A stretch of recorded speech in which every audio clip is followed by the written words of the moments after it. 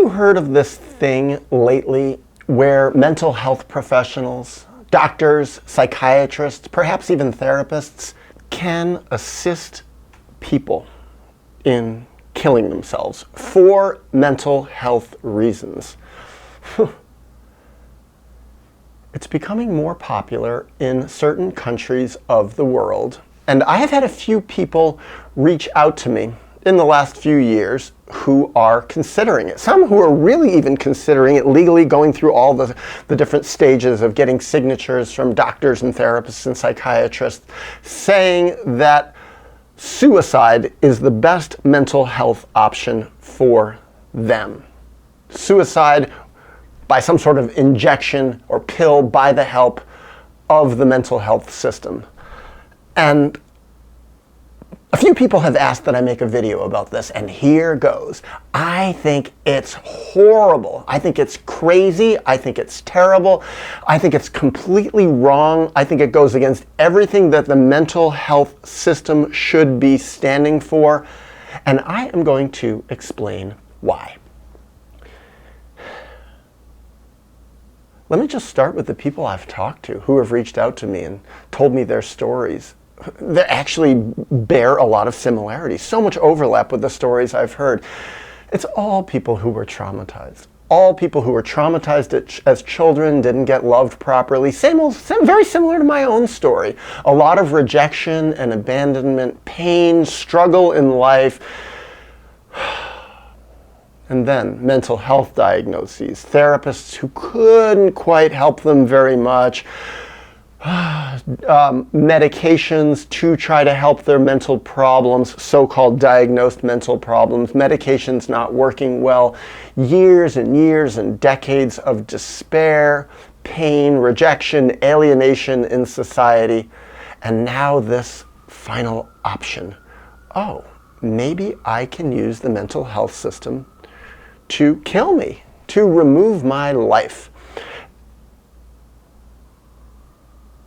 And one thing I have found interesting in all this, and I never heard anybody say it, is that in many, many ways, the mental health system, psychiatry in particular, but even psychotherapists in a lot of cases, actually are already working on, and long since have been working on the spectrum to help people kill themselves. Psychologically, emotionally.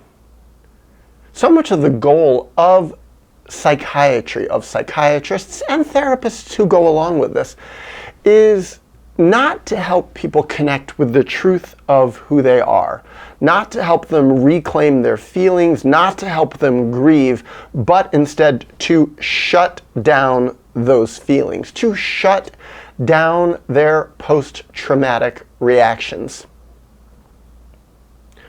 Those post-traumatic reactions are labeled as symptoms.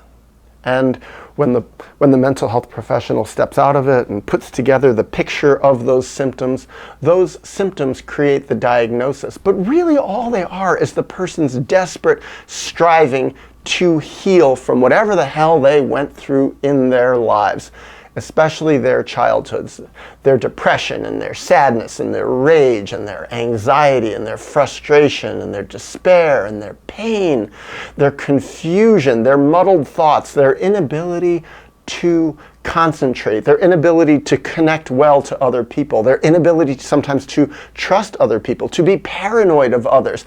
These are all signs of what happened to a person along the way in their life. And so much of the mental health system is about taking those post-traumatic expressions, those feelings that related to what happened to them long ago, and splitting them off, getting the person to push them down, to get rid of them, to feel better, to say, how is your anxiety today? Oh, if your anxiety is worse, then you must be getting less healthy. And if your anxiety is going down through some technique I have taught you, or perhaps through a pill that I have given you, if your anxiety is going down, then you must be getting better. rather than, oh, you're feeling a lot of anxiety because you're feeling more of your feelings about what happened to you. You're remembering more about what happened to you. Your deep inner true self is becoming legitimately enraged about how you were treated once upon a time, how you weren't loved properly, how you were violated in all sorts of different ways. And you're supposed to feel anxiety, and you're supposed to feel more and more anxiety, because guess what? When you were little and you were being traumatized and you were powerless and you were vulnerable and you were part of a family system and a world that supported that family system, the people who were traumatizing you were in control and they had power and they didn't want you to feel anything. They didn't want to see your reactions or know your reactions or hear your reactions or hear the pain in your voice resulting from what they were doing to you. They wanted to shut you down. And as you become open, as you become less shut down, you're going to feel those feelings once again. And what does it say about a mental health system that gives pathological names to your healing process, that doesn't recognize your healing process as a healing process? Suddenly, when I started figuring that out long ago, I realized, wait a second, the mental health system in so many ways is on the side of the traumatizers in the family system. I even saw it in the ugly little time that I worked in a mental hospital. I saw psychiatrists who were the top of the food chain in the mental health system siding with abusive parents, even siding with parents who raped their child sometimes.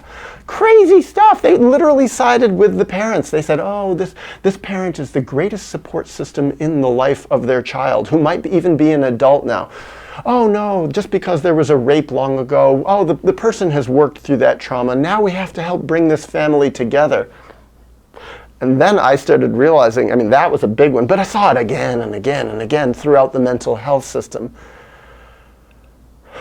that this system is not healthy. And so now when I hear about this new extreme treatment that the mental health system is providing, which is offering legal suicide to mental health clients who have refractory problems that never get well, all I see is this is just a continuation of the spectrum of what the mental health system overall has always had, always has done, always has believed and stood for. There are some mental health professionals who are exceptions. They are the exceptional mental health professionals. There are not many of them. Not many that I have seen, and I've certainly met a lot of mental health professionals. And for those exceptional ones, I like to put myself in the category of them. It's not easy. It's hard. They're going against a whole system. They're taking a lot of risks. Even the risk that I've seen some mental health professionals take, and I took with clients, supporting them if they wanted to come off their psychiatric drugs. Even psychiatrists wanting to support clients coming off their psychiatric drugs. That was a risk, and I haven't been a therapist for more than 15 years ago. Now it's becoming more common for mental health professionals to be supportive in this realm, but 15, 20 years ago, not much at all. Almost no literature about it at all, and dangerous on the part of the therapist. Heaven forbid something goes wrong. Heaven forbid the person has too much of a reaction or too much drug withdrawal for coming down off their psych drugs too fast. Heaven forbid the person killed themselves. This is something that a psychiatrist who I knew who helped quite a number of people come off psych drugs 20 years ago, this psychiatrist told me, he said, if I help 500 people come off psych drugs and heaven forbid one person kills themselves in this process, I can lose my license, even though I've helped successfully 499 people.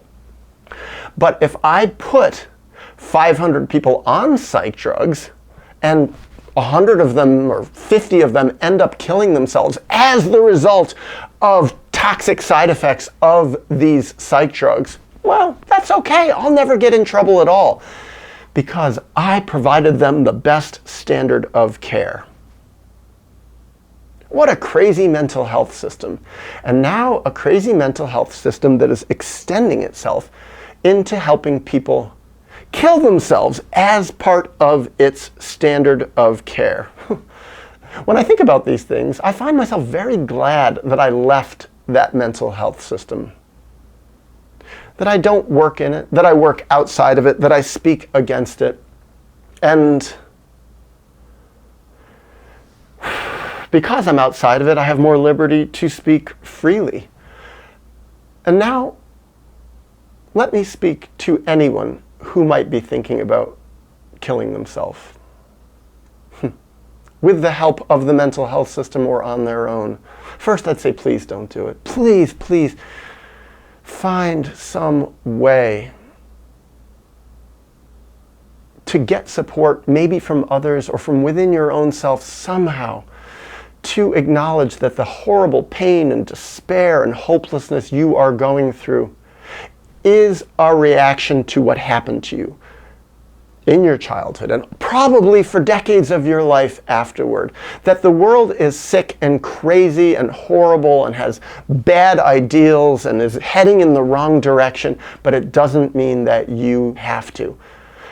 That death is not the necessary endpoint of this painful journey that so many of us are on. Yes, it's painful. Yes, there's no way around the pain. But this pain can help us grow. This pain is part of our growth process. No matter how bad the pain is always some sign of growth. It's growing pains. And so if we can keep that in mind, and also know that if we keep staying alive, maybe we can be useful to others. If we can learn how to be useful to ourselves, if we can find a way out of our terribly despairing situations, and there's always a way. Somehow there's always a way out. That the world needs us. The world needs you. The world needs the courageous, strong few who can stay with their pain. I'll even take a speculative leap here. That I think sometimes the people who are in the most pain and the most despair are actually healthier than the norm, healthier than the average normal people, who actually are just zombies because they're so shut down. They don't feel pain, they don't feel despair because they fit in. They are average, they have companions everywhere, and they're out of touch, and they don't know themselves, and they don't want to know themselves. And if they did know themselves, they would be in terrible despair. So I only hope that anyone who is in terrible despair, such that they are considering ending their lives, can find some way to find value, enough value in their existence to keep it going for another day, another week, another month, another year.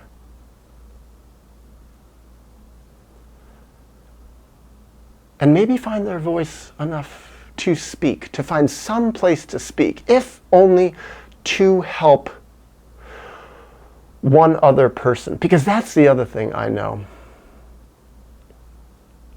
Once one survives, once one finds a way to get meaning out of a meaningless existence,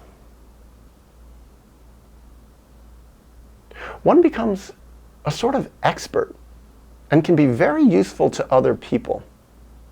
And my primary example of that, my primary model of that is my own self. Such a lost and sad and despairing and desperate person, craving something that I couldn't find and didn't know, but eventually started to connect with me.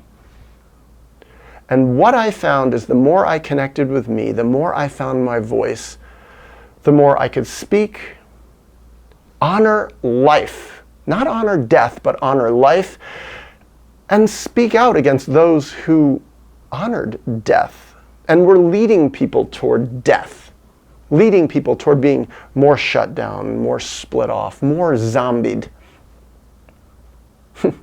My life isn't easy, but I can tell you one thing, I'm not a zombie. And, you know, I wish there were fewer zombies in the world. I'd probably have a lot more allies and friends. But in the meantime, I keep plowing forward, and I wish the same for all of you.